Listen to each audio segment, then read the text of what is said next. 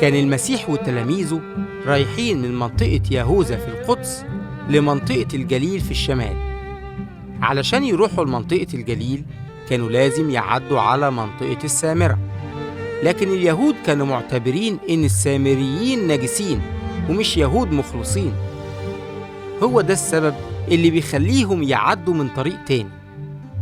بس المسيح كان عايز ياخد الطريق ده بالقصد.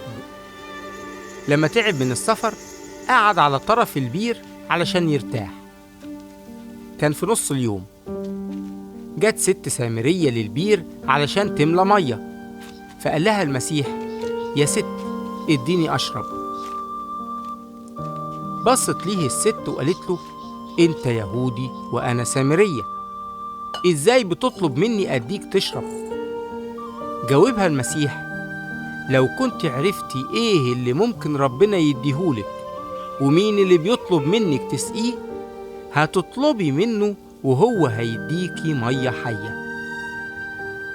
الست قالت له: يا سيد، انت ما عندكش جردل والبير غويط، يبقى ازاي هتجيب المية الحية؟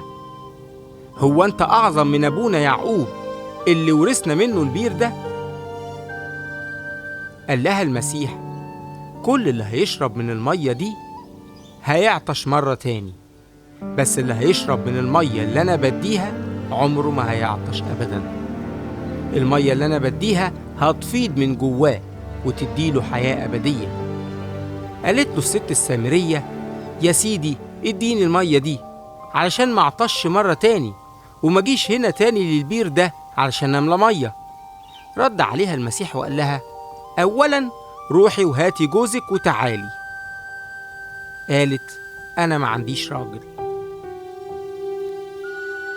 قال لها المسيح: انتي قلتي الحقيقة لما قلتي إن ما عندكيش راجل، لأن كان عندك 5 رجالة والشخص اللي انتي عايشة معاه دلوقتي مش جوزك. قالت له: يا سيدي دلوقتي أقدر أقول إنك نبي. أجدادنا كانوا بيعبدوا ربنا على الجبل ده، بس اليهود بيقولوا إننا لازم نعبد ربنا في القدس.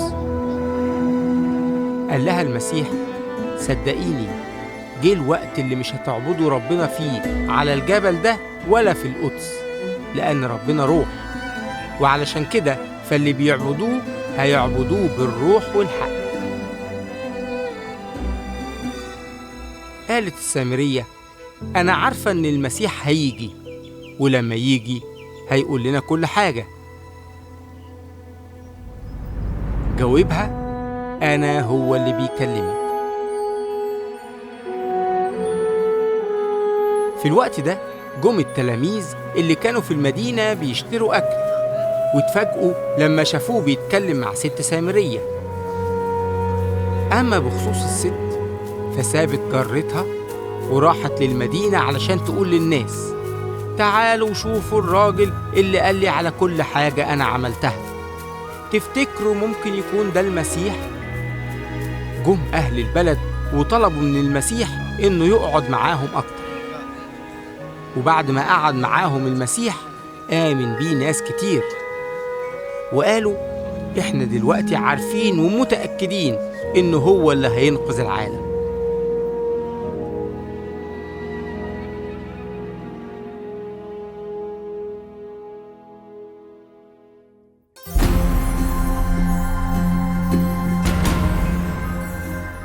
نقدر نعرف إيه عن الست السامرية من القصة دي؟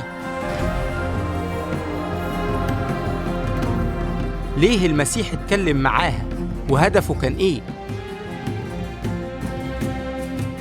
كانت الست السامرية بتتكلم عن المية العادية، لكن المسيح استخدم تعبير مجازي علشان يوصف المية الحية.